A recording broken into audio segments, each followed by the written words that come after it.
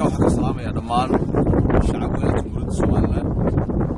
anoo ku salaamay salaanta islaamka assalaamu calaykum waraxmatullaahi wabarakaatuh magacaygu waa Cabdiraxmaan weeye Maxamuud waxaan ku noolay dalka Qatar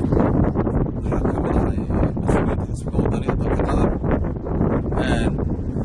waxaan saaka u soo duubay fiidiyowga inaan la hadlo shacabweynaha Jamhuuriyadda Soomaaliland horta marka ugu horeysa ilaahay waxaanu ka baryaynaa in ilaahay abaar ay naga soo jabiyo maanta waynu ka war haynaa waddankeennii abaarta ka taagan waynu ognahay waxa weeye dhibaatada ummaddeennii haysata waynu arkaynaa waxa weeye maanta shacabkeennu gurmad buu u baahayay gurmad qurbajoogta reer Somaliland waxaan u baaqayaa inay gurmad galaan gurmad maanta shacabkeennu gurmad buu u baahayay waxa weeye waxaan halkan ka cambaaraynayaa caqliga yidhi maanta doorasho ha la galo war musabbixo maanta ummadda gurmad bay u baahanta ma baahna maanta doorasho wakhtigan xaadirka maanta dadkii baa dhimanaya saraar baa lagu dhintay oo qofkii horreeyay harraad u dhintay dadkii waxa weeye maanta ummaddii dhimashadii ummadda bilcodka iska dhigay maanta ummaddu waxay u baahan tahay gurmad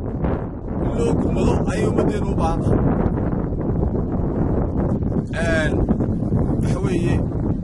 dadkaad codka ka doonaysaa waa shacabka Jamhuuriyadda Soomaaliland weeye min bari ilaa galbeed ayaad cod ka doonaysaa war waxa weeye waxay ku maqaalaa ay soo gaadhaysaa inaad ka ka soo habshay dhalinyarada oo jira mudaharaad si doorashada komishinka u qabto ninkaagaasaa maanta doonaya dalkaa dhan inuu taliyo maanta ka soo abaabulaya carruurteele mudaharaada si komishinka doorasho qabto iyadoo dadka dhimanayaan war waxaan leeyahay arrinkaa waan cambaaraynayaa waxaan leeyahay waxa weeye maanta saddex xisbo waxaan leenahay haddaynu saddex xisbina maanta gurmad baa laynaga rabaa waxaa laynaga rabaa dhammaan qurbajoogta inaynu gurmadaaba inagana laynaga rabaa waxaa loo baahan yahay shacabku in loo gurmado waa reer miyigu waxa weeye waa kaynu ku noolnahay caanaha laynoo keena xoolaha aynu intifaacsano waxaa loo baahay gurmad baa loo baahanya mar kale ilaahay waxaan uga baryaynaa in ilaahay abaarta inaga soo jabiyo dadkana waxaa leeyahay hala ducaysto ilaahay hala baryo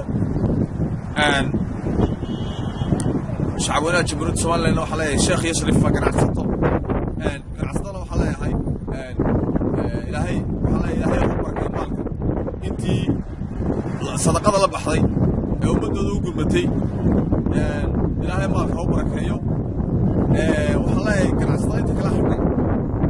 waxaan leeyahay ha la gurmado maanta waktigii wax lala hadhi jira maaha ha la gurmado shacabka ha loo gurmado maanta shacabkeennu reer miyigeennu gurmad buu naga sugayay